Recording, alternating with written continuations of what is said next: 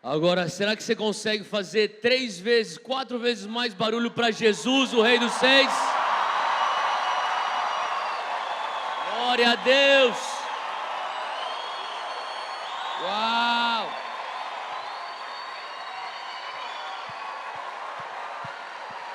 Glória a Jesus! Galera, é um prazer eu estar aqui com você. Continua de pé se você está de pé. Eu queria só dizer rapidamente, é um prazer poder estar aqui com vocês. Quantos já estão sentindo o calor do Espírito Santo nesse lugar? Fala para quem está do teu lado, você é quente, mas o Espírito Santo é mais. Amém. Cara, eu quero dizer, é uma alegria eu poder estar aqui. Eu amo seus pastores, eu tenho escutado falar tanto sobre a Igreja do Amor. Eu tive o privilégio de conhecer bem mais de perto o teu pastor, o pastor Arthur. A gente foi para Israel juntos ano passado, foi um tempo incrível. A Júnia ama, a Thalita também, então muito obrigado por me receber, pastor Geraldo também, muito obrigado, é uma honra poder estar aqui com vocês. A gente escuta o que Deus tem feito nesse lugar e é realmente inspirador. E eu sei que vocês já estão numa sequência de reuniões da conferência. Hoje eu estava em Brasília, eu ministrei ontem à noite em Brasília. E hoje em Brasília, no almoço, eu almocei com o Gustavo Paiva. E ele estava me contando como foi incrível ontem. Quem foi abençoado ontem? Amém. Eu tenho fé que nós estamos indo de glória em glória, porque Jesus está nos levando cada vez mais alto. Amém? Pergunta para quem está do teu lado, você está com fome por Jesus aí?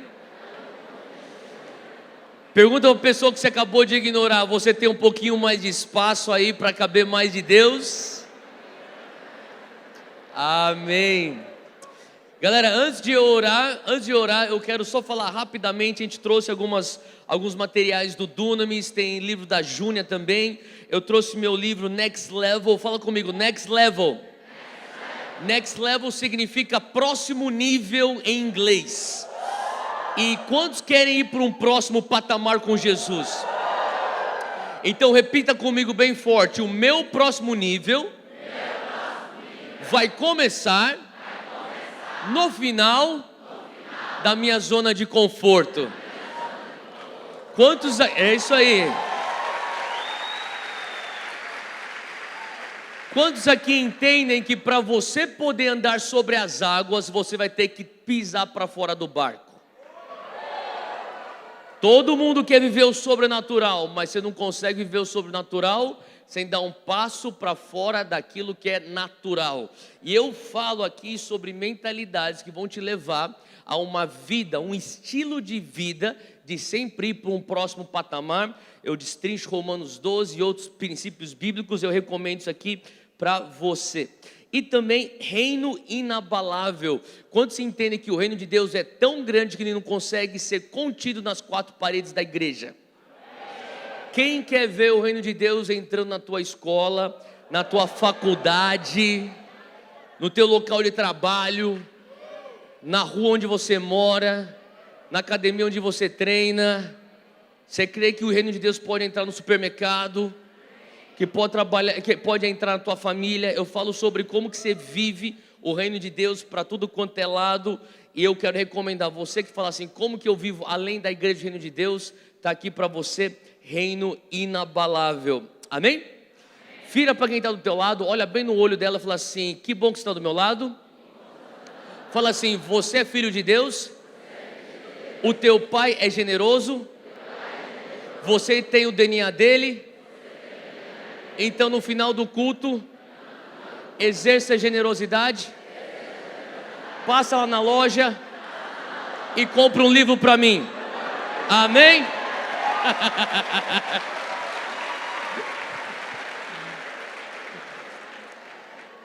Amém. Cara, que atmosfera. Quem está feliz de estar no meio do povo de Deus aí? Não tem lugar melhor do que na presença de Deus e junto com o povo de Deus, amém? Erga suas duas mãos para o alto, repita comigo: Senhor Deus, fala, Senhor Espírito Santo, nesta noite eu te dou total liberdade. Espírito Santo de Deus, eu peço hoje que o Senhor faça em mim a tua vontade, não a minha, mas a tua. Venha o teu reino. Hoje à noite, Deus, me confronta com a tua palavra, me convicta, Espírito Santo. Eu quero estar hoje sendo levado por ti para um outro patamar. O meu espírito está pronto, a minha mente está alerta, meu coração está faminto. Por isso hoje me transforma. Põe tua mão no teu peito, põe tua mão no teu peito, fala, Senhor Deus, me ensina a amar. Eu quero te amar mais, para amar o meu próximo como a mim mesmo. Hoje mais uma vez, renova em mim o primeiro amor. Em nome de Jesus. Se você orou isso com fé, aplauda Jesus onde você está. Uau! Glória a Deus, glória a Deus. Você pode se assentar. Acha um lugar aí para você se assentar. Glória a Deus.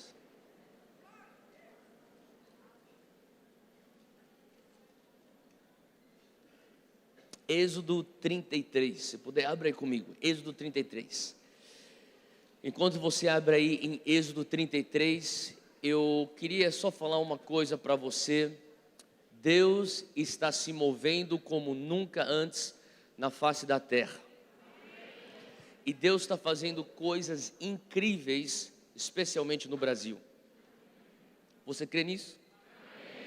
Nós estamos vivendo momentos que são a resposta de oração de pais e mães espirituais nossos, que eles fizeram anos e anos atrás, jorraram lágrimas, se ajoelharam no chão dessa terra, para nós estarmos colhendo hoje o fruto de suas orações. Você crê nisso? Sabe, eu não sei se você percebe isso. Eu tive o privilégio, que nem eu estava dizendo, de viajar nesse feriado, estar no meio do povo de Deus, e o povo de Deus é um povo lindo, e desde o sul do Brasil, lá em Londrina, no Paraná, até nem sei onde eu fui, para Goiânia, fui para interior de São Paulo, estava em Brasília, estou aqui em Pernambuco, amanhã eu vou para Belém do Pará. Todo lugar que eu tenho ido, eu tenho visto que o Espírito Santo de Deus está operando de uma maneira extremamente forte.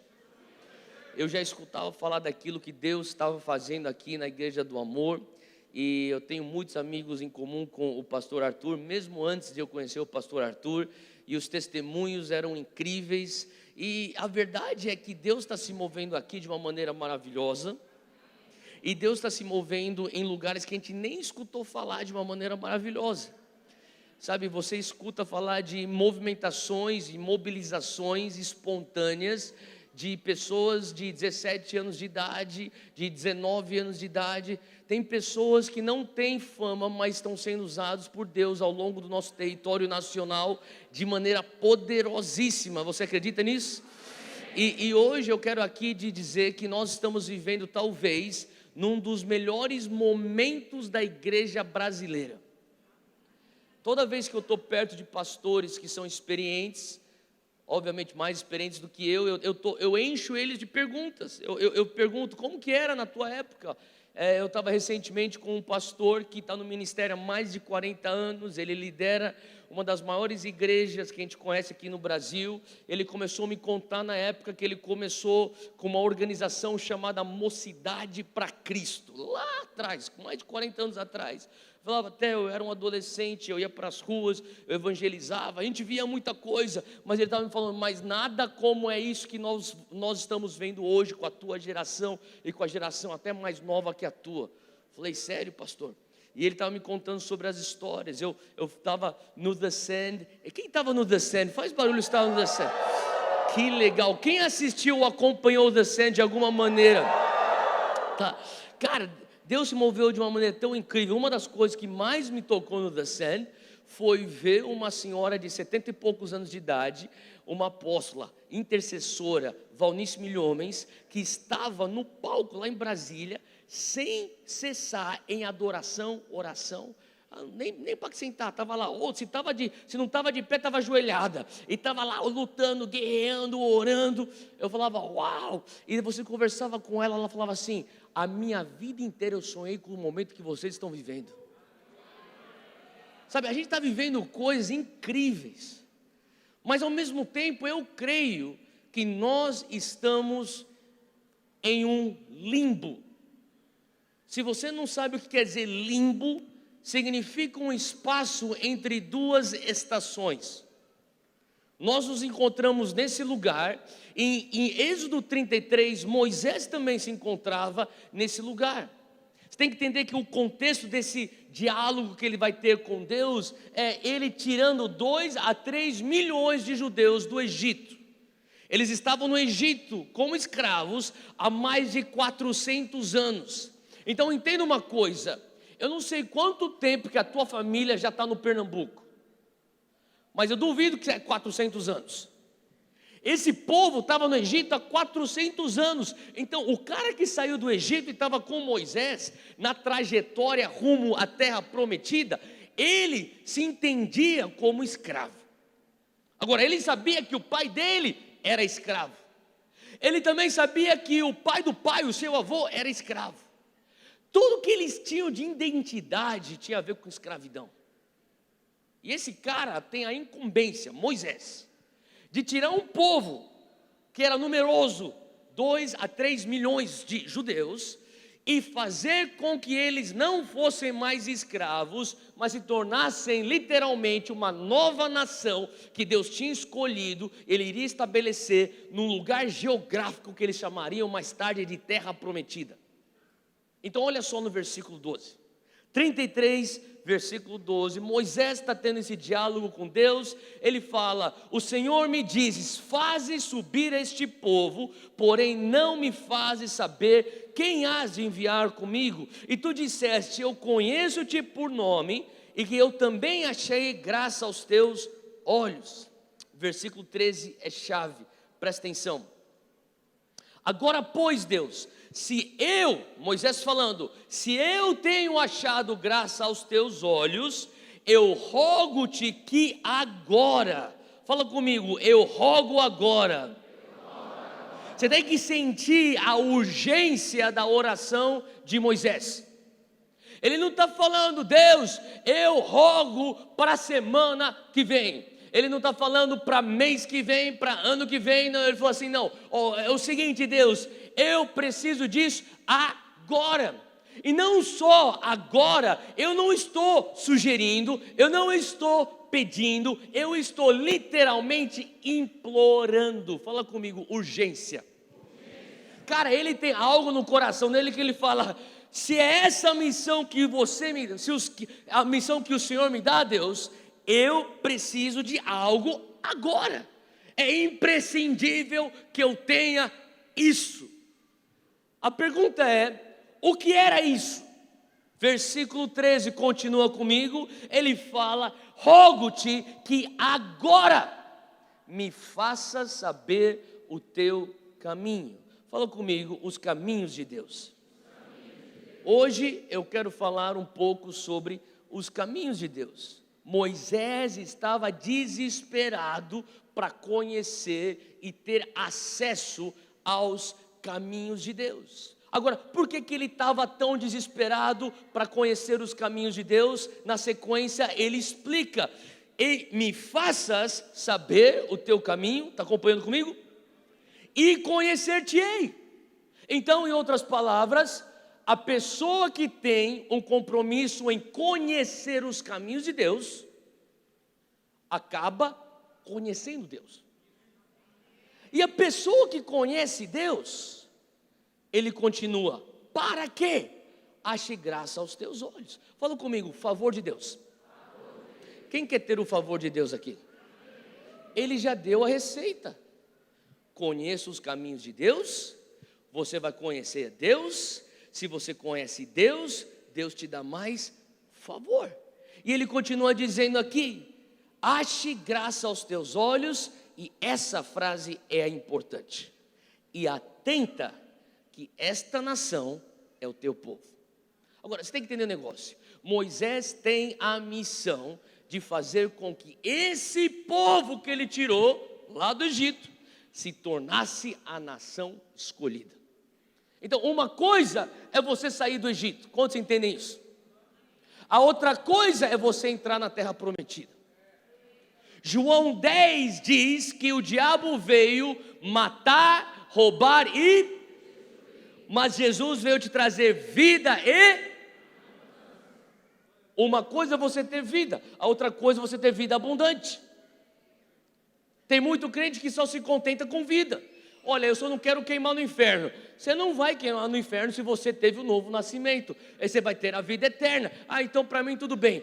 Tudo bem? Então quer dizer que você vai ter a vida eterna, mas enquanto você está aqui nessa terra, você vai viver esfolado, você vai passar os teus perrengues. Se você quer só isso, para você, Jesus fala, eu te trouxe vida. Mas se no teu coração você fala, Theo, não me basta apenas ter vida, eu quero viver na terra vitoriosamente, eu quero ter vida e vida em abundância, você precisa entender que você se contentar em só sair do Egito, não é suficiente. Você precisa ter algo no teu coração que fala, eu tenho uma urgência de entrar na minha terra prometida. Agora, presta atenção. Ele fala, atentas Deus, que esta nação é o teu povo. Em outras palavras, ele sacou, Deus tinha falado para ele, eu escolhi a nação de Israel. E eu escolhi a nação de Israel, lembre, isso aqui é pré-graça, tá bom? Isso aqui estamos na lei. Eu escolhi a nação de Israel para ser o reflexo do céu na terra. Agora, todos nós estamos na graça. E como igreja neotestamentária, quem faz parte dessa igreja? Levanta a mão. Você faz parte da igreja neotestamentária. Nós somos escolhidos para refletir o céu na terra. Nós somos a nação santa, o povo peculiar. Faz sentido? Então, quando a gente começa a entender o que está sobre nós hoje, era aquilo que estava antes da graça sobre o povo de Israel, e Moisés entendendo, ele fala, para eu chegar no ponto onde eu pego 2 a 3 milhões de judeus, fazendo com que eles venham parar de ficar zanzando no deserto, porque é o que os caras estavam fazendo, estavam só zanzando no deserto, para entrar na terra prometida, Deus, eu preciso, eu imploro, mostra-me os teus caminhos. Sabe por quê? Quem aqui já foi curado? Levanta a mão. Quem aqui já viu um milagre? Levanta a mão, você já viu um milagre? Tá bom. Se você já viu a provisão de Deus de maneira sobrenatural na tua vida, levanta a mão. Então, deixa eu te falar uma coisa. Você já experimentou as obras de Deus, sim? Cura, libertação, milagres são obras de Deus. Agora, eu amo milagres. O nome do nosso ministério, Dunamis. Se você não sabe o que quer dizer Dunamis, é o poder explosivo do Espírito Santo mediante milagres. Então quer dizer, se eu não gostasse de milagres, não tem porque eu tenho o nome do nosso ministério de Dunamis. Então a gente ama milagres. Mas uma coisa eu entendi, que para você experimentar milagres, você não precisa ser crente. Você não precisa ser amigo de Deus para experimentar cura. Você não precisa ser evangélico para ter uma provisão financeira. Para você experimentar a mão de Deus, muitas vezes, as únicas 2 coisas que você precisa é fé e desespero. Está desesperado, apareceu na igreja, joelho caiu no chão, provavelmente vai receber alguma coisa. Faz sentido? Agora, os milagres tiraram Israel Do Egito. Quem lembra das 10 pragas? Quem lembra do mar vermelho que partiu no meio? Não só isso, o mar vermelho que fechou e afogou todos os inimigos de Israel. Não só isso, o maná que caía do céu, café da manhã na porta todo dia. Cara, eles conheciam as obras de Deus. Em algum momento Moisés faz o cálculo e fala a Deus, é o seguinte: para tirar o povo do Egito, as tuas obras foram suficientes. Para tirar o povo da escravidão, a força do teu braço deu conta da missão. Mas Deus, para construirmos uma nação, eu preciso conhecer os teus caminhos. O que eu estou querendo dizer hoje? Eu estou querendo dizer que é fácil você só se contentar com as obras de Deus. A pessoa que conhece as obras de Deus é a pessoa que sabe o que Deus é capaz de fazer. Mas a pessoa que conhece os caminhos de Deus é a pessoa que sabe quem Deus é.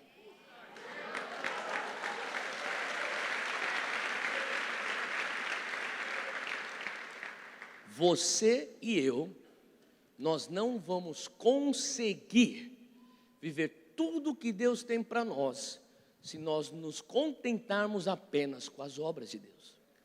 Eu creio que nós estamos vivendo um momento onde eu estava pensando sobre avivamento. Quantos aqui amam avivamento? Levanta a mão se você gosta de avivamento.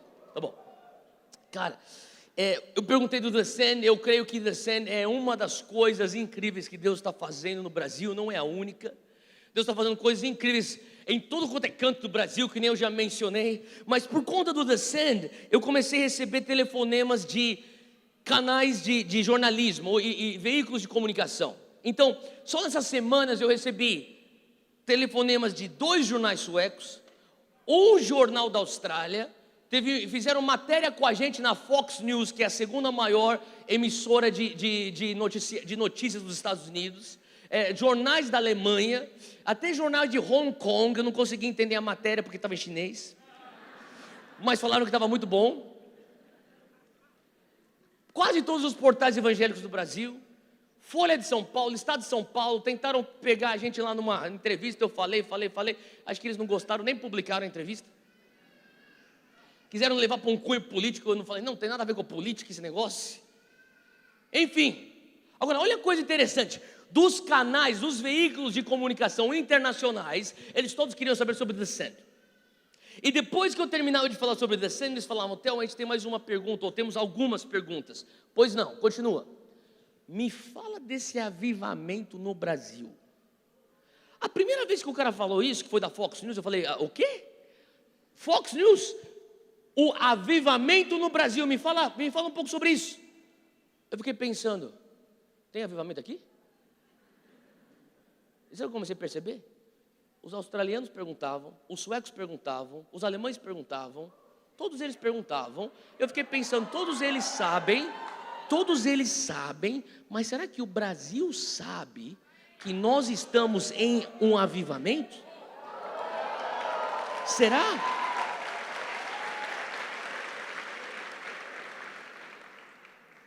Por que eu estou querendo dizer isso? Porque muitas vezes, quando você está no meio de um mover de Deus, você é o último a perceber que você está no meio de um mover de Deus. Porque o negócio começa a acontecer com tanta velocidade, tanto embalo ao teu redor. E se você não tomar cuidado, você fica embriagado no embalo. Eu não estou falando da boa embriaguez. A boa embriaguez é você estar embriagado com o vinho do Espírito Santo. Eu não estou falando disso. Eu estou falando daquela coisa que você vai de um agito atrás do outro agito, atrás do outro agito. Eu não sou contra conferências. Eu acho que essa conferência aqui é maravilhosa. Acabei de chegar, mas pelo visto, com a fome da galera aqui, deu para ver o que Deus está fazendo aqui já. A gente faz conferências. Ontem mesmo estava numa conferência em Brasília, mais de 10 mil jovens e mais de 100 mil conectados na transmissão simultânea.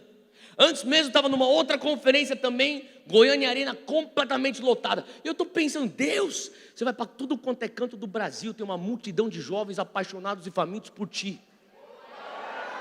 Qualquer lugar que você vai no Brasil, você vai encontrar galera apaixonada por Jesus, cara. Deixa eu te falar uma coisa, isso não é normal. Talvez você que está com 18 anos de idade pense assim, Theo, mas como assim? Isso aqui não é igreja? Meu irmão, não existia isso há 20 anos atrás. Se você é crente, está andando com Jesus há mais de 20 anos, você sabe o que eu estou falando. Não existia esse embalo há 25 anos atrás, não existia.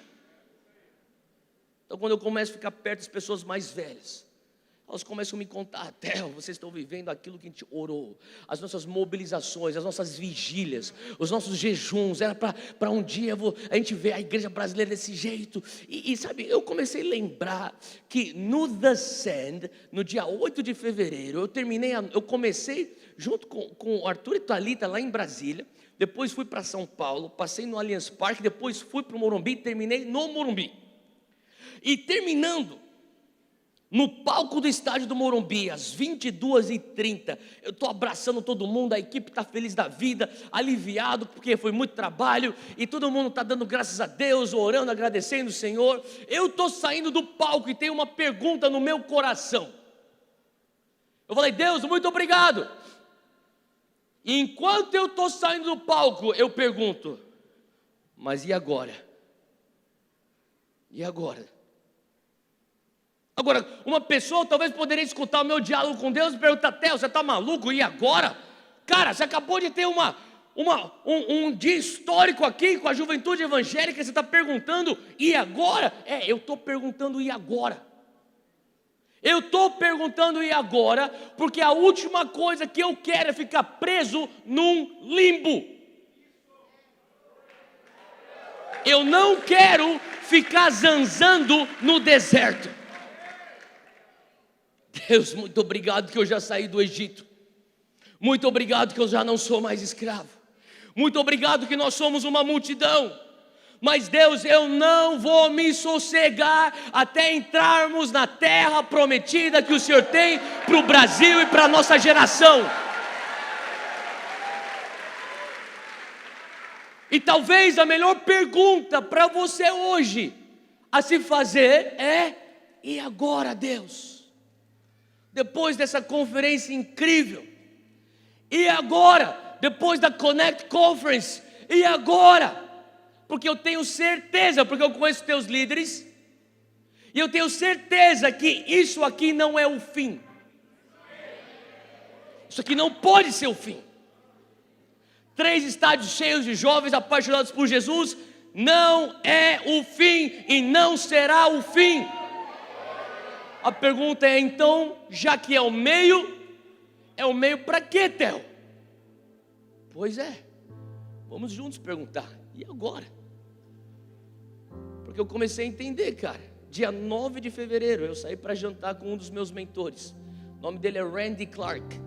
Deus usou ele como ele foi o cara que Deus usou para começar o avivamento de Toronto de 1994, foi um cara que realmente me deu tanta luz e clareza do que era o Dunamis. E eu estou sentado lá, jantando com ele, na noite do dia 9, então no domingo depois do sábado do The Sand. E ele começou a falar comigo, Theo, você precisa conhecer os caminhos de Deus. Cara, eu não sei, eu perguntei se você gosta de avivamento. Deixa eu te falar uma coisa, eu sou apaixonado por avivamento. Agora, eu sou apaixonado por avivamento, então por isso eu estudo avivamento.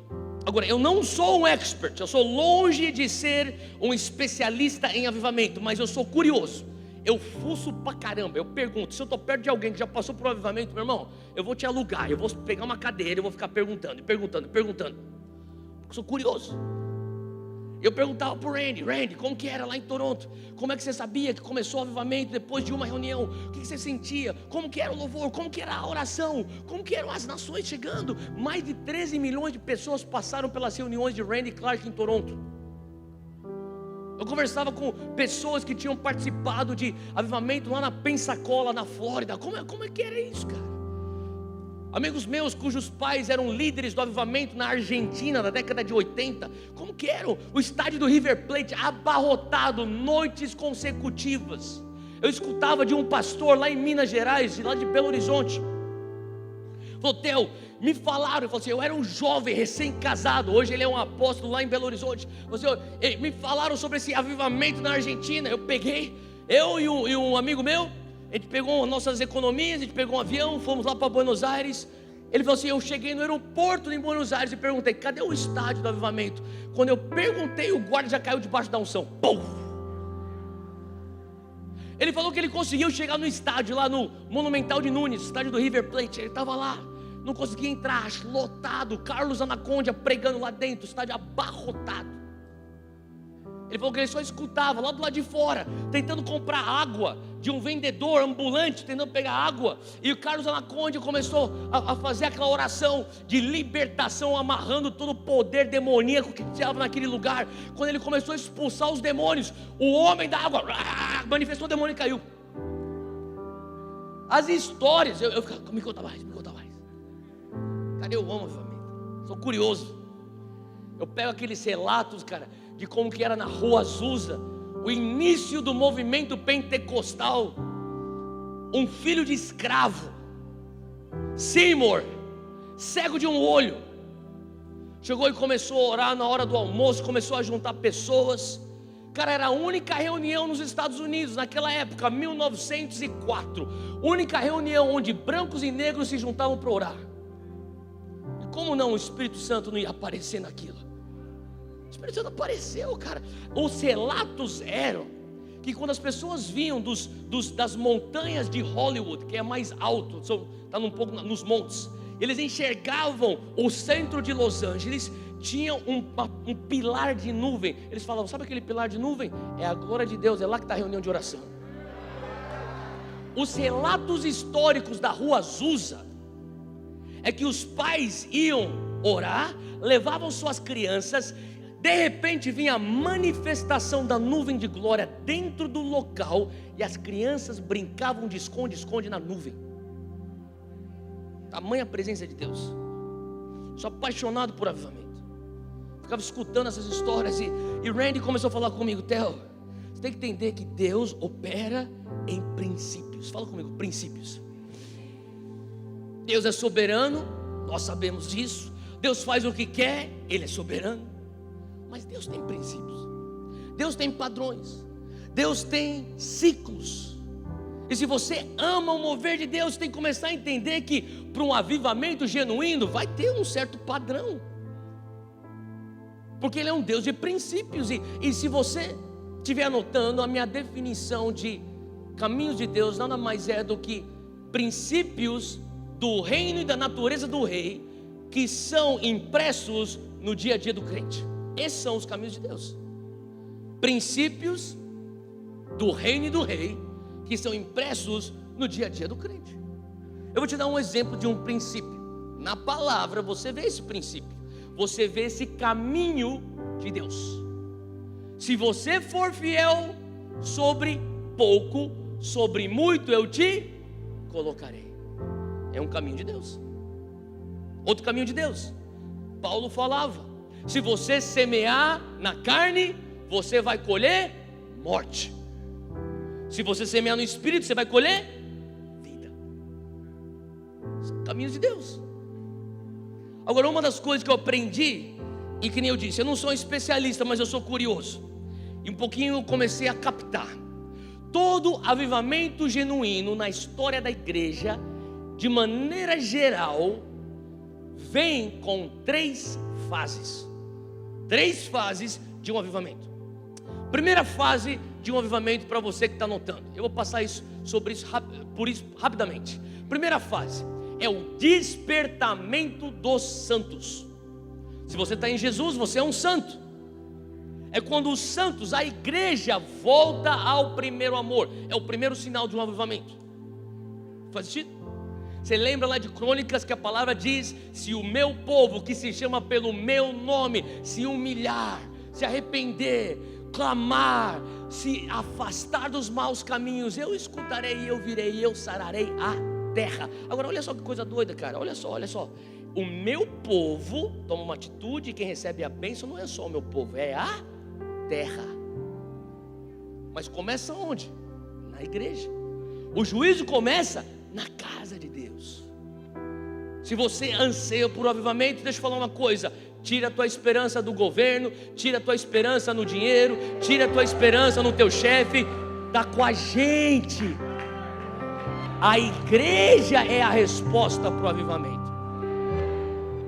Agora, depois que você tem esse despertamento dos santos, que você está experimentando nos cultos a presença de Deus, e você perde, sabe aqueles cultos que você perde noção do tempo? 1 hora, 2 horas, 3 horas, 4 horas. Cara, eu não sei como que é aqui, mas lá em São Paulo a gente tem culto de manhã. Aqueles cultos que o Espírito Santo invade, cara. E você fala assim, cara, eu não preciso nem almoçar, eu fico aqui, pula o almoço, continuo aqui na presença. E 13 horas, 14 horas, 15 horas, tem 16 horas, tem o jogo do Corinthians, pula isso, cara. Deus até vai te poupar de sofrimento, continua aqui na presença. Tem corintiano aqui? Depois a gente faz uma libertação em vocês. Cara, despertamento dos santos, quando você começa a falar assim, Deus, a única coisa que eu quero é a tua presença. Eu amo estar na tua presença. Só que daí você está na presença de Deus, você começa a ter um pensamento. Cara, não é possível que isso aqui está à minha disposição. Não é possível que Deus é tão maravilhoso, eu posso ter contato com Ele desse jeito. Mas o meu primo não tem a noção que isso está à disposição dele também. O meu chefe não sabe que isso é possível. E você começa a entrar na segunda fase. Fala comigo, colheita dos perdidos. Você começa a ter uma paixão por almas, cara. Você começa a falar assim, cara, não é possível, não é certo eu estar aqui na presença de Deus e o meu tio passando por depressão, querendo se matar a cada 3 meses. Não, eles precisam experimentar isso. Então você começa a falar, Deus, eu quero almas. A segunda fase do avivamento é a colheita dos perdidos, que tem a ramificação em evangelismo, em missões, em plantação de igreja. E se você for plantar igreja, você vai ter que formar líderes. Então você vai ter que começar com uma escola de líderes ou um seminário. Então você começa então a ter o crescimento da igreja. Essa é a segunda fase. Agora, um avivamento genuíno não se torna um avivamento genuíno se ele não chegar à terceira fase. Fala comigo, transformação social. Quando você começa a viver o reino de Deus aqui dentro, e aquilo que está aqui dentro vai além dessas 4 paredes e começa a entrar na sociedade. E a palavra de Deus diz que o reino de Deus é feito de paz, de justiça, de alegria no Espírito Santo. E você começa a ver a justiça de Deus entrando na política. Você começa a ver a paz de Cristo entrando nas famílias. Você começa a ver a alegria do Espírito Santo entrando nas artes e entretenimento, nos meios de comunicação, na educação. Cara, você começa a ver aquilo que está escrito lá em Apocalipse, até que os reinos deste mundo se tornem o reino do nosso Cristo. Todos os reinos, as esferas da educação, a esfera do business, a esfera da academia intelectual, tudo aquilo se torna sujeito ao nosso Deus. Agora deixa eu te falar uma coisa, o Brasil já passou pela fase 1. O Brasil está hoje na fase 2. E tudo que o inimigo quer é que a gente não alcance a fase 3. Só que se você começa a conhecer os caminhos de Deus, você começa a ver que tem um padrão para o mover dele, tem um padrão para um avivamento. E quando você começa a falar, Deus, e agora? E agora? A próxima pergunta, logicamente pensando, é: Deus, qual é a minha linha de chegada? Qual que é a tua linha de chegada? É uma coisa que eu pergunto para todos os pastores que eu discipulo, ou de certa maneira eu estou influenciando. Eu pergunto para muitos pastores: qual é a tua linha de chegada, pastor? A tua linha de chegada é ter uma igreja grande? A tua linha de chegada é ter um ministério bem sucedido? A tua linha de chegada é você ter uma conferência maneira? Qual que é a tua linha de chegada?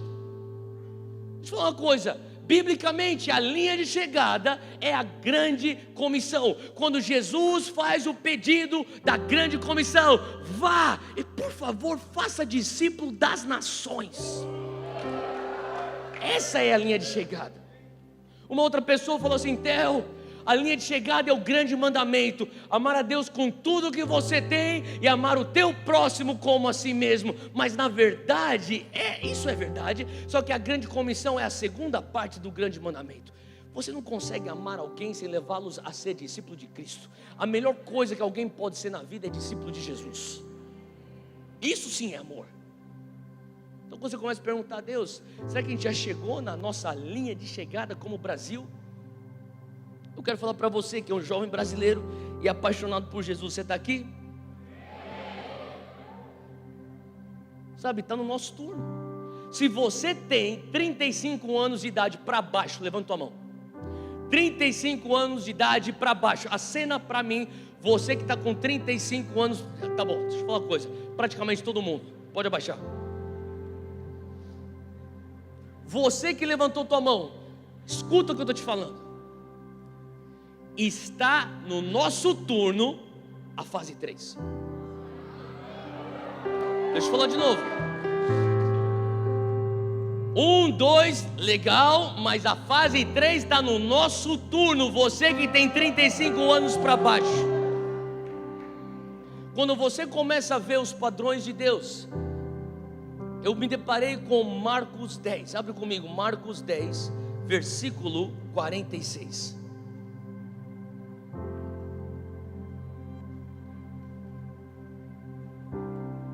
Você está bem aí? Fala aqui que quando Jesus chegou em Jericó, Marcos 10, 46, ele estava com seus discípulos e juntamente com ele uma grande multidão.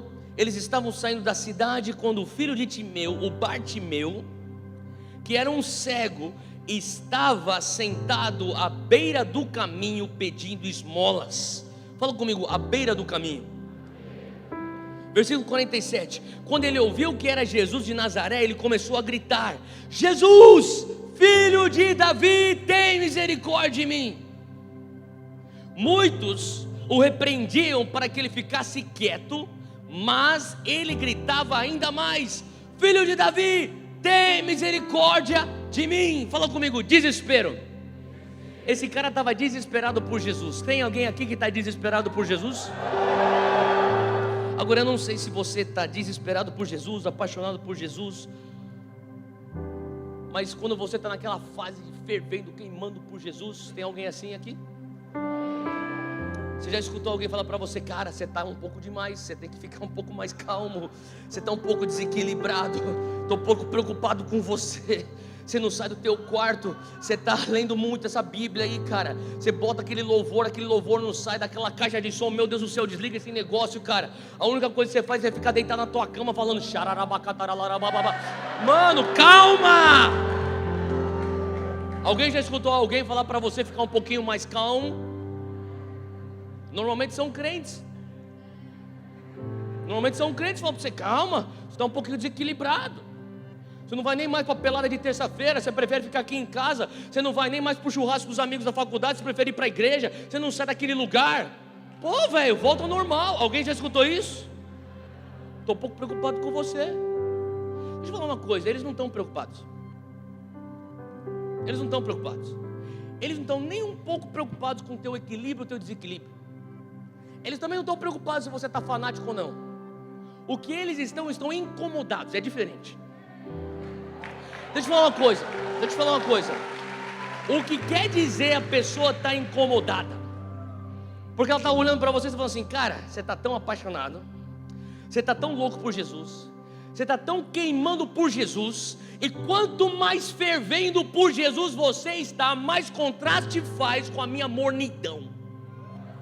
Então, meu irmão, fica mais calmo para não ficar tão feio na fita. Por que eu estou falando isso para você? Porque com certeza você já escutou alguém falar isso para você. E depois, no versículo seguinte, 49, Jesus para e diz: chamem-no. Ele escuta o cego, ele reconhece o cego. Foi revelado a Jesus que existe um cego desesperado por ele. Ele fala: chamem-no. E olha só o versículo, a frase seguinte: ânimo ou coragem, eles disseram, levante-se, ele está te chamando. Tipo, você tem que se decidir, cara. Você vai mandar eu calar a boca ou você vai mandar eu ficar com coragem para ir atrás de Jesus? As mesmas vozes que um dia estão falando para você: calma. Um dia eu falo assim: que legal que Deus está te usando. Eu lembro quando eu cheguei no Brasil, depois de 11 anos fora do Brasil. As pessoas falam: você vai fazer o que aqui no Brasil? Você estava lá 11 anos já nos Estados Unidos. Eu já era pastor nos Estados Unidos. Eu estava na linha de sucessão para assumir uma mega igreja americana. Os caras já tinham tudo para mim. O conselho da igreja: aqui tem o contrato, aqui você vai ganhar essa casa. Já vinha com casa e com carro já. Essa ordenação é boa, né? Você não vem só com título de pastor, já vem com casa e carro. Já vinha tudo, cara, contrato de livro, já vinha tudo. Estava em oração e o Espírito Santo começou a me incomodar. E eu orava mais. E o meu pastor falou assim: ó, você tem que entrar num momento de jejum e oração antes de nós ungirmos você como pastor sênior dessa igreja. Ele estava prestes a pegar as coisas. Ele iria para a África. Depois ele foi. E ele tem um trabalho na África. E eu estava para assumir a igreja. E ele fala: então o Espírito Santo começou a me incomodar. E eu estava 5 anos já trabalhando de pastor de jovens para ele. O Espírito Santo começou a me incomodar. E eu falava: não é possível, tem que jejuar mais. Eu jejuava mais, orava mais, incômodo. E um dia o Espírito Santo perguntou para mim: você está indo atrás do sonho americano ou do sonho do reino? Eu falei: Deus, sonho do reino. Eu orava mais, eu escutava o Espírito Santo perguntar de novo: você está indo atrás do sonho americano ou do sonho do reino? Quantos aqui entendem que quando o Espírito Santo te faz uma pergunta, ele não está indo atrás de informação? Não é que ele está ignorante, você vai educar ele. É que ele está tentando te situar. E o Espírito Santo está tentando me situar. Eu falei: Deus, na terceira vez que ele faz a mesma pergunta, eu falo: Deus, eu acho que eu estava indo atrás do sonho do reino, mas Pai, se eu me distrair com o sonho americano, me perdoa. E o Senhor falou comigo: pois bem, você vai ligar para a advogada e você vai falar para ela que ela pode parar o processo de cidadania. Eu estava para me tornar cidadão americano. Para o processo de cidadania, você não vai devolve toda a papelada. Fala para o teu pastor que você não vai assumir a igreja. Volta para o Brasil para começar um negócio chamado Dunamis. Falava: Deus, eu voltar para o Brasil para começar o quê? Eu quero que você entre nas universidades e alcance os universitários. Eu falei: Deus, deixa eu te falar uma coisa, Deus. Eu não sei se o senhor está sabendo, mas lá no Brasil está cheio de igreja grande. Lá no Brasil está cheio de marcha para Jesus gigantesca. Nego bota aqui, tipo uma multidão na frente do Palácio do Planalto. O que eu vou fazer no Brasil? Eles não precisam de mim no Brasil não, Deus. E o Senhor começou a falar comigo: eles já passaram por um despertamento, eles estão numa colheita, mas eu quero que você alcance nas universidades aqueles que vão transformar a sociedade através de suas profissões.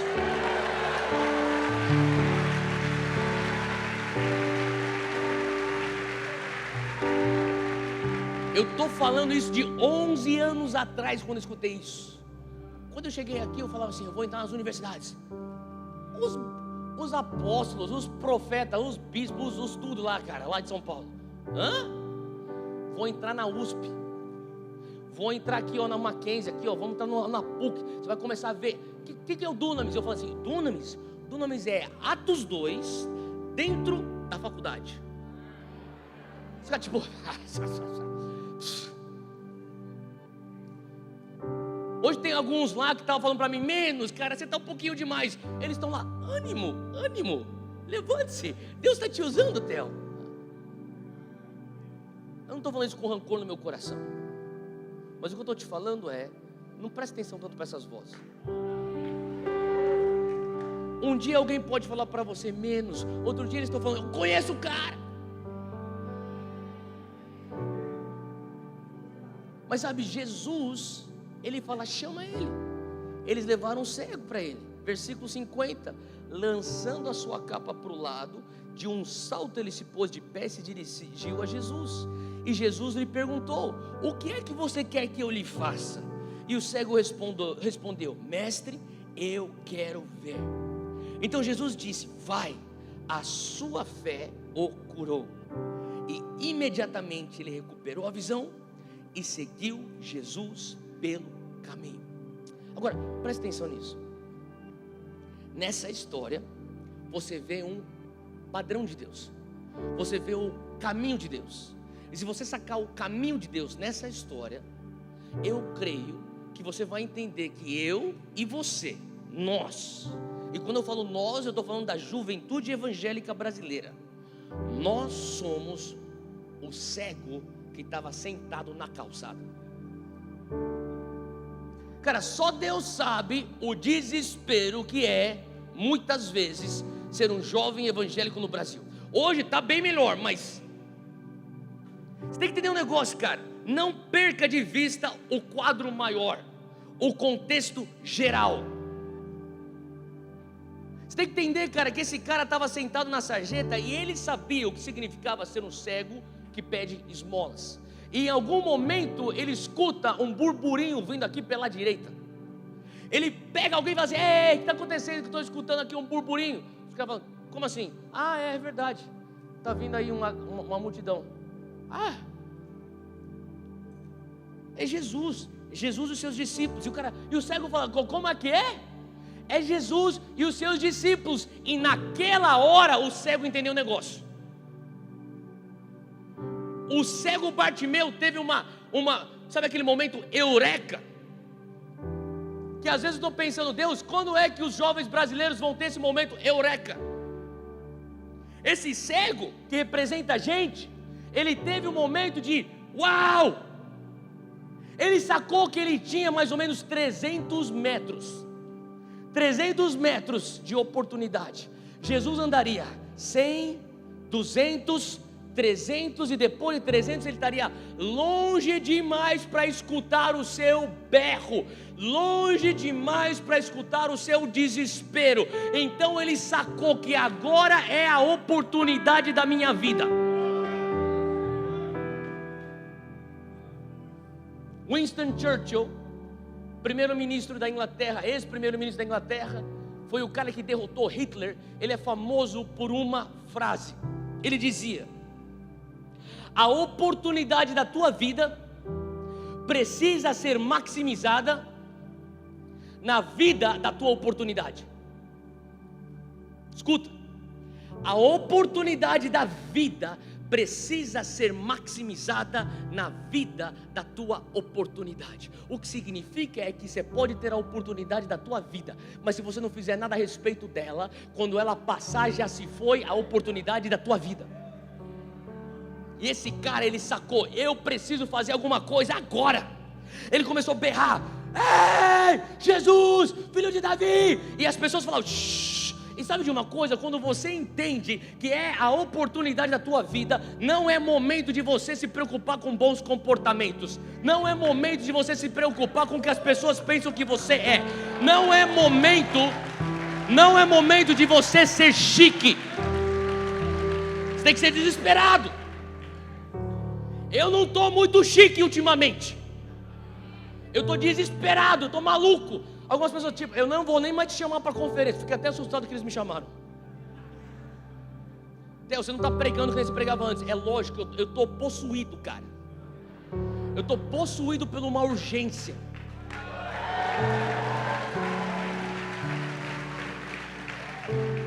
Porque depois que a oportunidade passar, não vem falar: ai, envia avivamento. Ele enviou, cara, você não fez nada.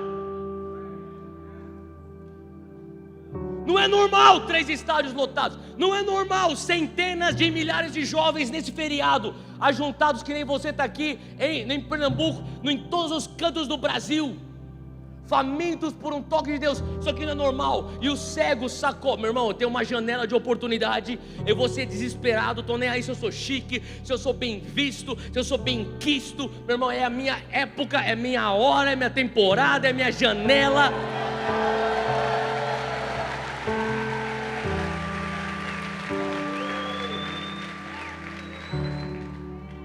Ele começa a berrar e as pessoas começaram: shh, shh.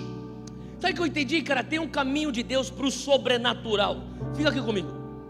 Quem ama aqui milagres? Tá. Eu creio que o que Deus vai fazer no Brasil é tão sobrenatural que a gente tem que sacar o caminho dele. Eu lembro o primeiro milagre que eu experimentei na minha vida. O primeiro que eu vi. Eu tinha 10 anos de idade. Eu estava com a minha mãe acompanhando ela numa conferência fora do Brasil. Eu não entendia o idioma que era na Itália. Eu não entendia o italiano, até hoje não sei. Minha mãe falou assim: não tem por que você ficar aqui no culto, vai lá e fica brincando lá fora. Mas é o seguinte, quando a banda voltar e você escutar a música, você sai correndo aqui para frente. Eu vou estar aqui na primeira fileira. Eu vou te levar para receber a oração do homem de Deus. Qualquer lugar que eu ia, que tinha um homem de Deus, minha mãe me pegava pelo braço. Estava nem aí se eu queria ou não. Bota a mão na cabeça desse menino aqui. Eu fui criado assim. Quem é mãe e pai aqui? Levanta a mão. Faz isso. Minha mãe punha a mão na minha cabeça quando eu estava dormindo. De vez em quando eu fingia estar dormindo. Ela falava assim: esse menino nunca vai achar prazer fora da vontade de Deus.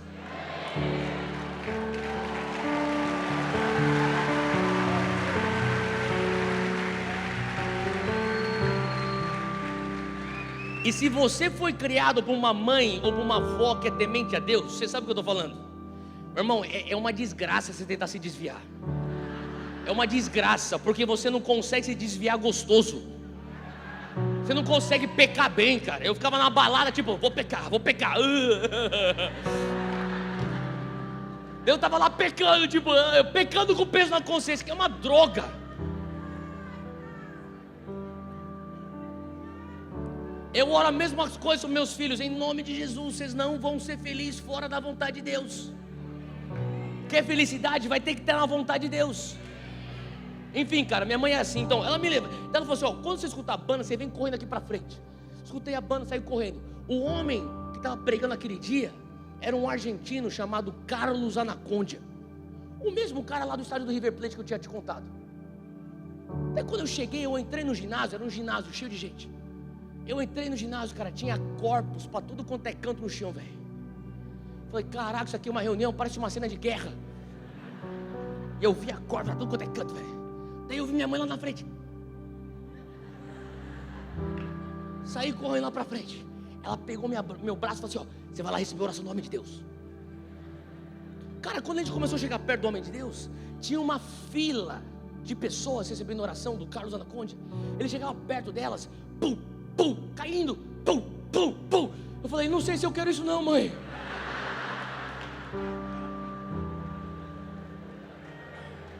Minha mãe falou: fica quieto, você vai entrar aqui. Eu fiquei na fila.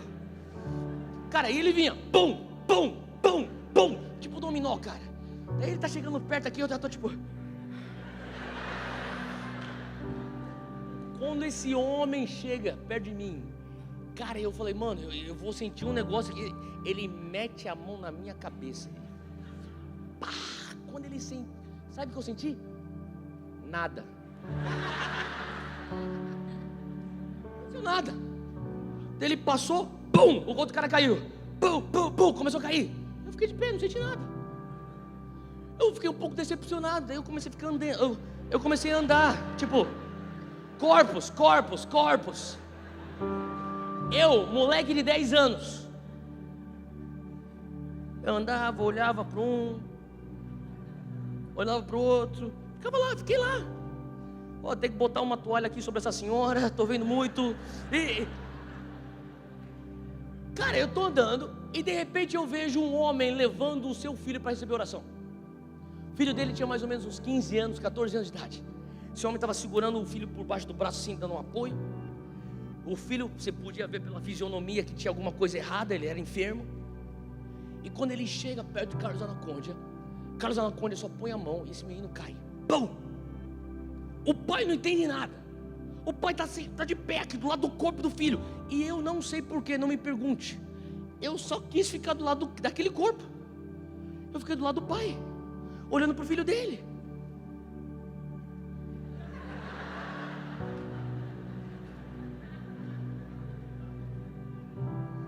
E a gente ficou lá esperando, sem zoeira, 2 minutos. 2 minutos. De repente estou olhando o menino, eu começo a perceber que as veias dele estão saltando.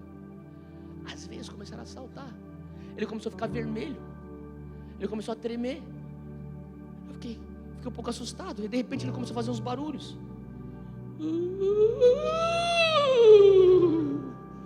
Falei: Falei, cara, isso aqui não está me soando muito bem. Cadê os médicos? Cara, de repente ele começou a chacoalhar violentamente. Esse menino começou. Daí eu estava com medo. E nesse processo eu percebi que ele não tinha orelha. Ele tinha só um buraco aqui do lado do crânio. E eu fiquei olhando aquele negócio. Falei, cara, o que está acontecendo? O que é isso? E ele tremia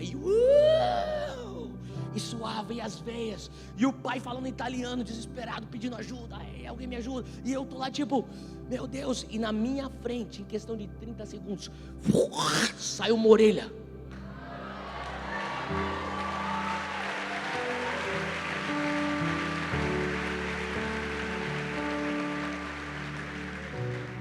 Cara, aquele dia eu me apaixonei pelo sobrenatural.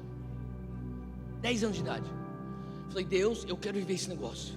Esse negócio, eu não sabia o que era. Eu senti um negócio. Falei, cara, não só acredito que Deus existe, eu acredito que Deus cura. E cara, eu fui numa busca pro sobrenatural. E eu lembro que uma das vezes eu conversava com o Randy Clark, que era um cara que eu traduzia nas cruzadas que ele fazia aqui no Brasil. E ele começava a falar para mim, Theo, se você for ver os milagres de Jesus, eles têm um padrão. Você sabe os 9 dons do Espírito, Theo? Eu falei, eu sei lá de 1 Coríntios 12, sei. Então, você pega os 9 dons do Espírito. Você começa a ver que os 9 dons do Espírito estão categorizados de uma maneira que você chega num romper sobrenatural. Eu falei, como assim, Randy? Ele falou assim, pega dos 9 dons do Espírito, o dom da palavra do discernimento, o dom da palavra de conhecimento, o dom da palavra de sabedoria e o dom dos discernimentos dos Espíritos. É toda a categoria dos dons de revelação. Fala comigo, revelação. Então ele fala assim, deixa eu te dar um exemplo.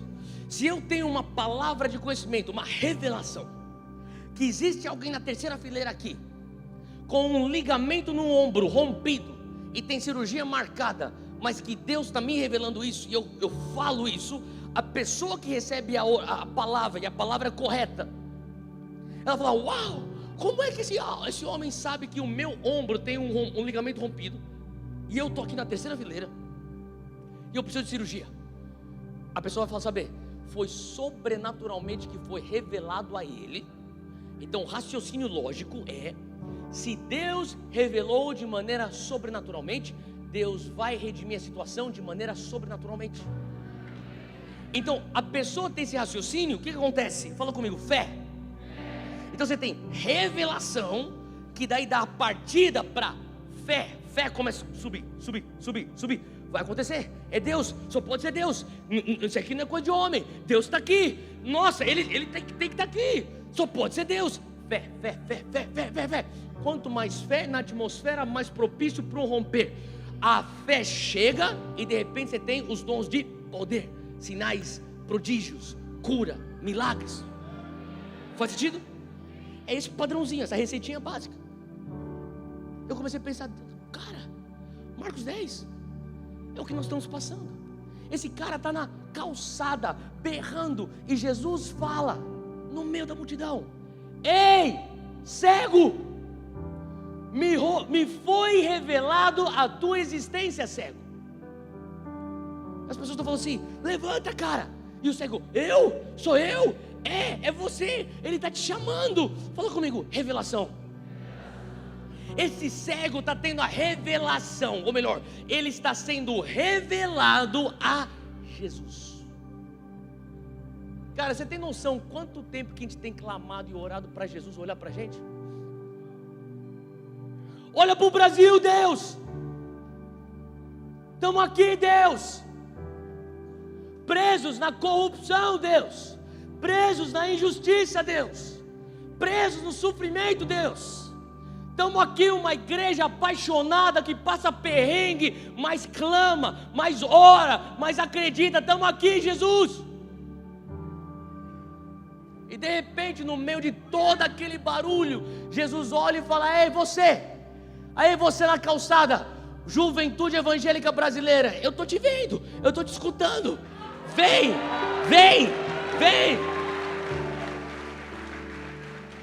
O que acontece quando Jesus te enxerga e é revelada a tua existência a Ele na multidão?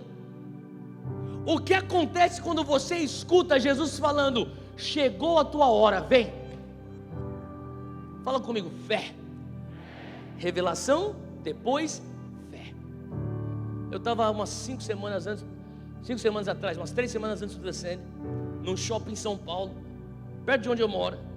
Estou descendo, fui fazer uns corre lá no shopping rapidinho. Estou descendo pela escada rolante. E daí, no patamar de onde eu estava saindo, eu escuto um berro no parapeito. Aê, Theo! Eu olhei para cima, era um jovem. O cara estava debruçado no parapeito aqui, ó, e eu na escada rolante descendo. Ele debruça para fora e fala assim: chegou nossa hora, Theo! Eu olhei para ele e comecei a rir. Falei: valeu, mano. Fiquei pensando: por que eu estou tão convicto que chegou nossa hora? Porque eu estou escutando ele falar: chama ele. Você tem que escutar Jesus chamar o Brasil. Sabe, os outros caras escutaram: ei, ele está te chamando. Só que você tem que escutar. Os outros países estão falando: ei, está com vocês. Só que a gente tem que saber que é com a gente.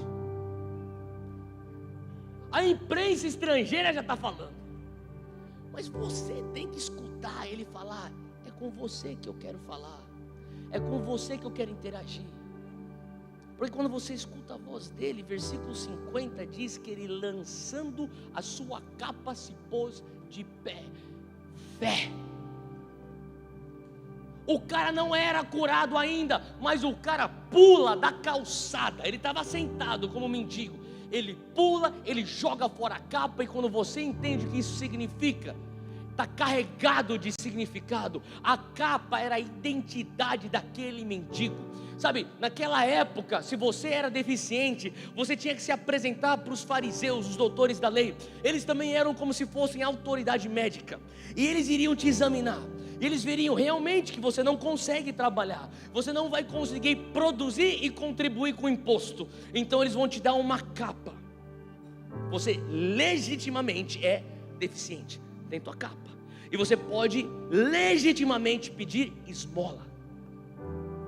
E daquele dia em diante, você com aquela capa, você é um pedinte oficial.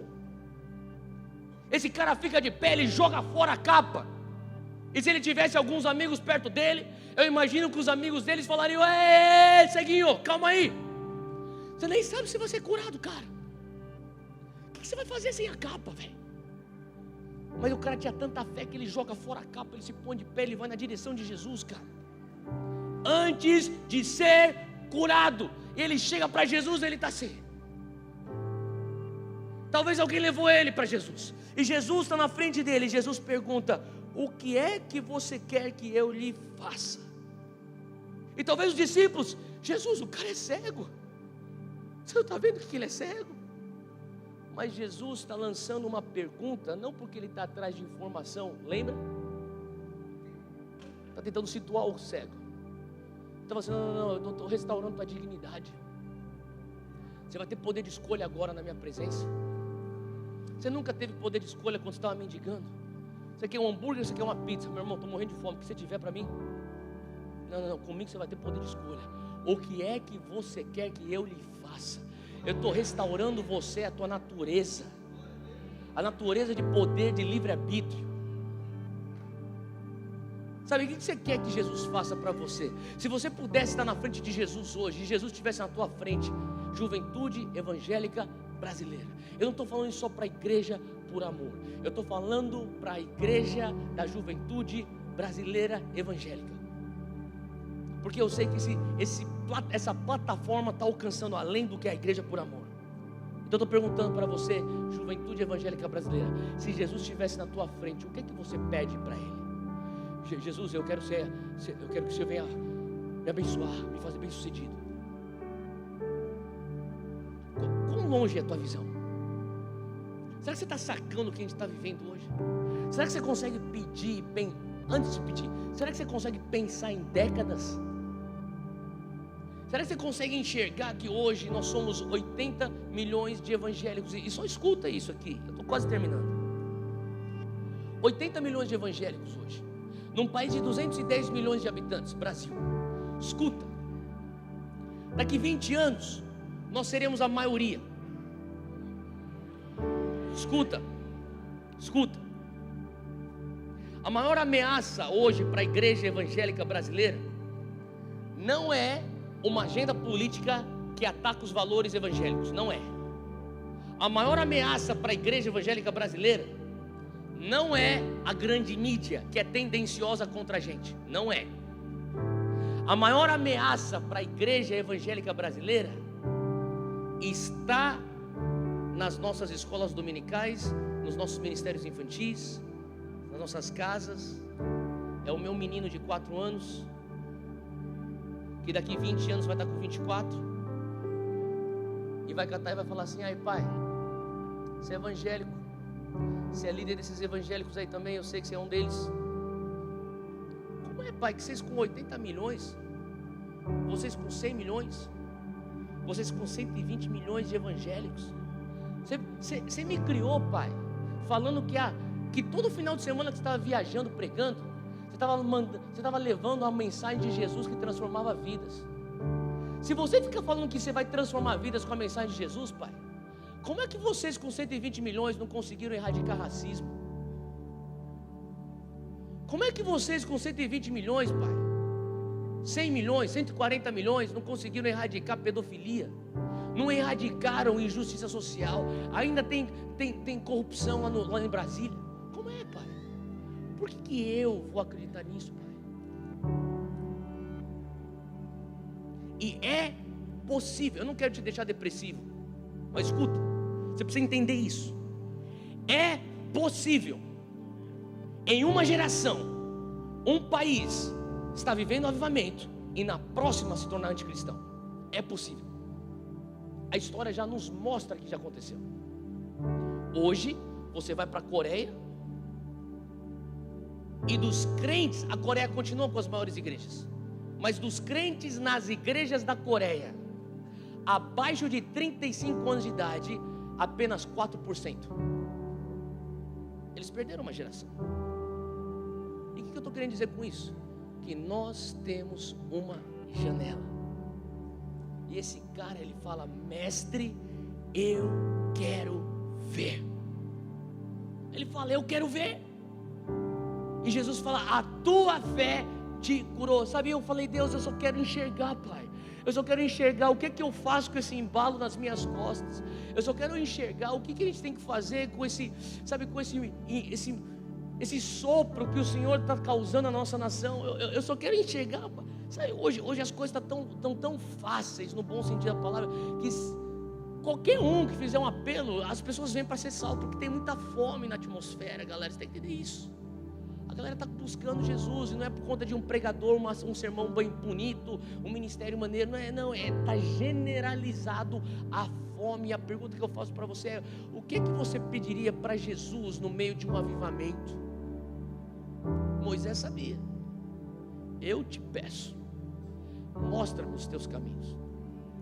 Se um dia nós formos discipular uma nação, eu não posso me contentar só com tuas obras, eu não posso me contentar só com tuas mãos, eu preciso dos teus caminhos. E hoje eu quero encarecidamente pedir para você: peça para Ele mostrar os caminhos dEle, se engaje num compromisso de conhecê-lo, peça para Ele que Ele te use para discipular uma nação. E a coisa mais importante, eu termino com isso, é que esse cara, ele começa na sarjeta pedindo esmola, mas a última frase no versículo 52 diz que ele seguiu Jesus pelo caminho.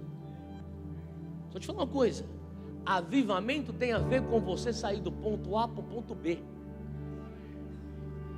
Avivamento não tem a ver com boas reuniões, com a frenesi. Não tenho nada contra você sentir emoções, não tenho nada contra. O que eu tenho alguma coisa contra é se a gente fizer simplesmente um ajuntamento por um ajuntamento. E eu sei que isso aqui não é a visão dessa igreja, e eu sei que isso aqui é um meio. E hoje eu quero pedir para você, Igreja do Amor, que você fala: Deus, hoje eu entendo que eu tenho que dar um próximo passo. Eu vou sair da minha sarjeta e eu vou seguir o Senhor pelo caminho. O que significa o teu próximo passo? Fica de pé onde você está. Eu quero orar com você.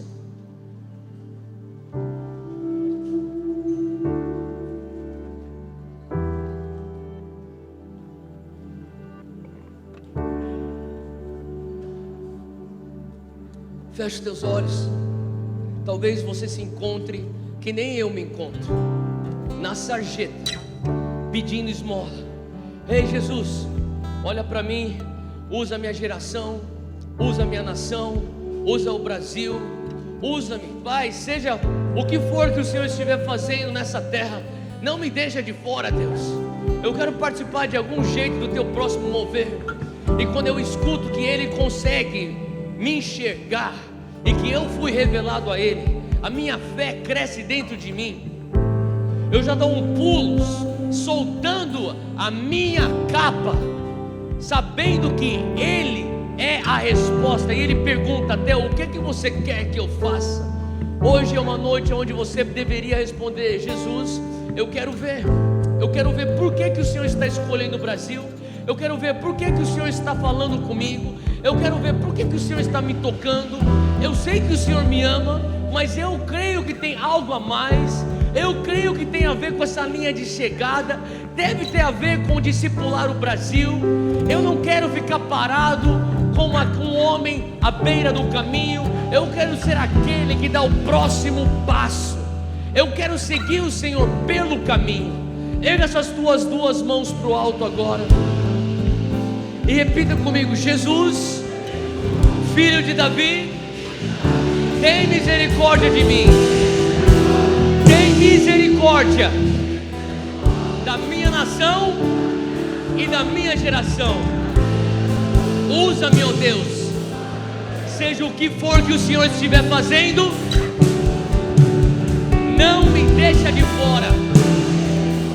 Hoje eu peço, eu quero ver por que é que o Senhor está me dando essa oportunidade.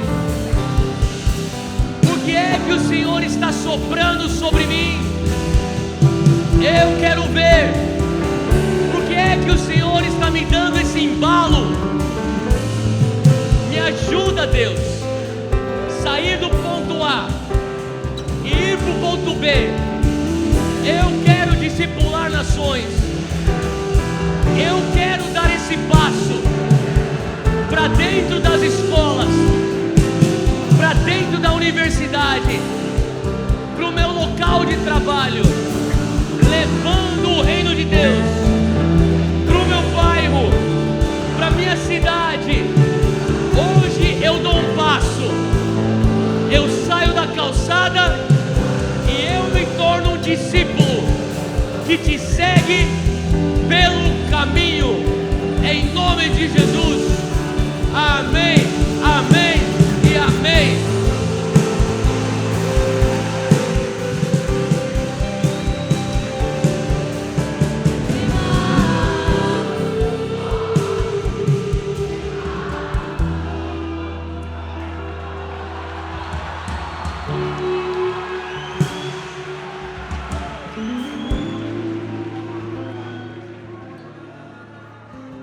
Desde o dia em que Deus nos trouxe para cá,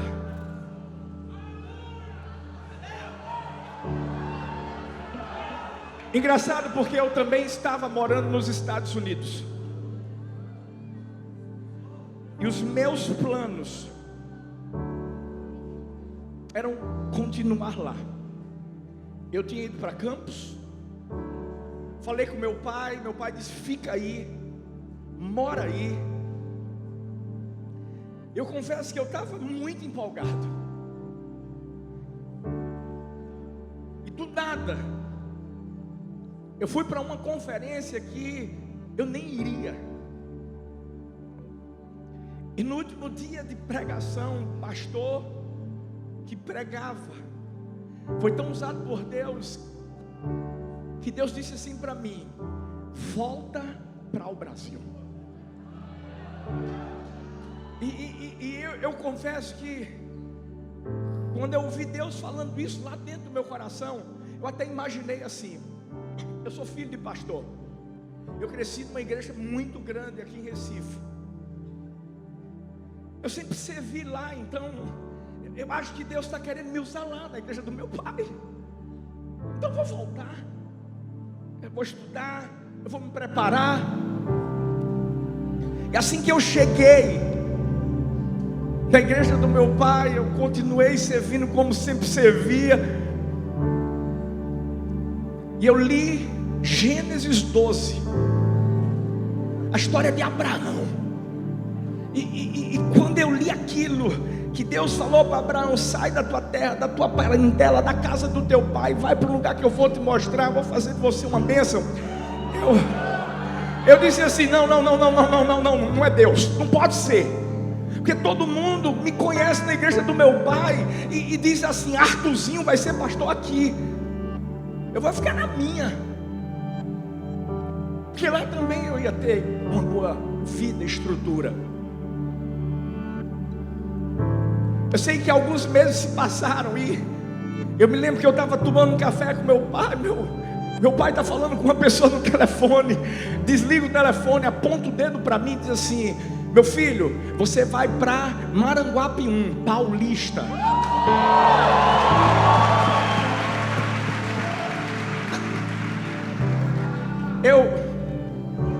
Eu confesso que eu sempre cresci em Recife, eu não conhecia nada de Paulista. E eu passei a conhecer Paulista por causa de um programa policial. Você sabe do que eu estou falando? E o cara dizia assim: morreu mais um assassinado em Paulista. E vinha aquele fundo: pay. E aí eu disse: eita, é para lá que eu vou.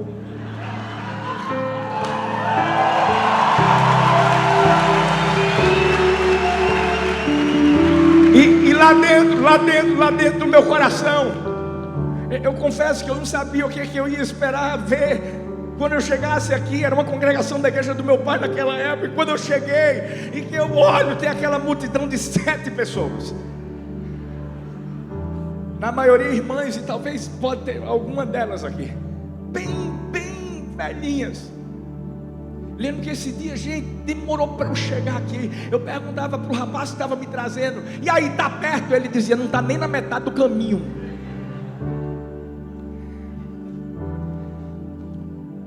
Eu lembro que tinha uma unção tão grande no lugar, gente, que as irmãzinhas estavam tendo sonhos, visões, revelações. Não, tudo dormindo. A pessoa que me recebeu olhou para mim, ficou com pena e disse assim: vai querer pregar hoje? Eu disse: eu vim aqui para isso. Eu lembro que o louvor estava rolando e estava aquela coisa, misericórdia. Eu cresci no louvor, eu cresci tocando e com aquela estrutura maravilhosa na igreja do meu pai. Quando eu cheguei aqui, não era a pessoa que tocava violão, não, era o violão que falava em línguas estranhas. Porque você dava um dó do violão, meu irmão, saía um ré sustenido. O negócio era difícil. Eu me lembro que tinha um atabaquezinho, um pandeirinho. Eu disse: meu Deus, esse negócio tem que mudar. Eu lembro que eu puxei algumas pessoas do louvor e disse: peraí. Descobri que eu tinha doado um teclado para a congregação, para a igreja que eu ia pastorear lá na frente. Quando eu vi o teclado, eu disse: meu Deus, já sei o que eu vou fazer. Vou trazer meu violão. A partir de agora eu toco o violão. Peguei o menino que tocava violão e disse assim: está demitido. Você vai tocar violão, mas não sei, mas vai aprender em nome de Jesus. E ele começou a aprender.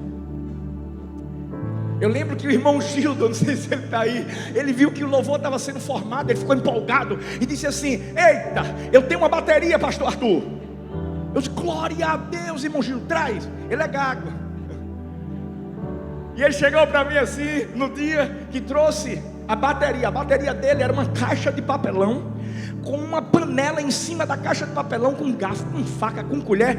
Aí eu pensei assim: brigou com a irmã Lu, que é a esposa dele, e trouxe o negócio. Eu olhei para aquele negócio, perguntei: irmão Gildo, o que é isso? Ele riu e fez assim: é a bateria para pastor.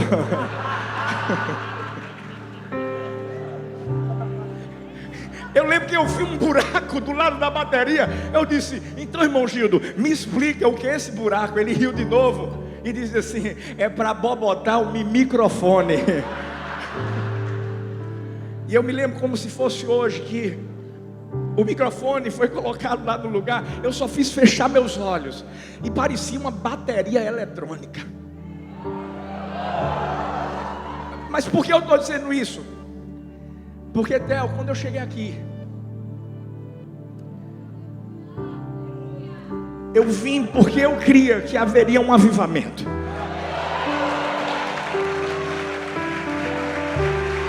Um avivamento.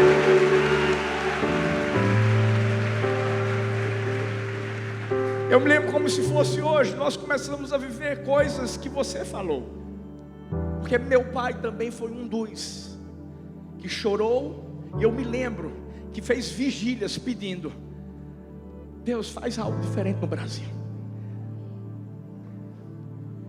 E quando a gente começou a viver algo grande, porque o que eu ouvia das pessoas era: de paulista pode sair alguma coisa boa. Eu ouvia pessoas chegando para mim dizendo assim: meu irmão, teu pai te colocou lá.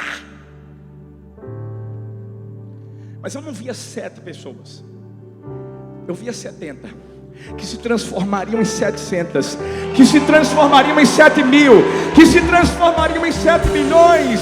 Eu vi que de Paulista para o mundo, o avivamento sim seria levado. Mas eu quero dizer uma coisa, Deus realmente te levantou, meu irmão, como uma coluna nesse país. E eu vou te dizer, essa juventude não é só de Paulista, é do mundo todo. Está dizendo: chegou nossa hora, meu irmão. E eu quero declarar aquilo que eu tenho declarado desde que eu cheguei aqui. Porque muitas pessoas diziam assim: essa igreja é a igreja do momento, essa igreja está vivendo apenas um movimento. Eu não dou 3 meses. Eu chorei diante de Deus e disse assim: Deus, porque são os crentes que falam isso. Deus, por que eles estão falando isso? E Deus chegou para mim e disse: filho, não é um momento. E eu sei que é isso que Deus está falando para você hoje, Theo. Não é um movimento, é um verdadeiro avivamento que vai durar até Jesus voltar.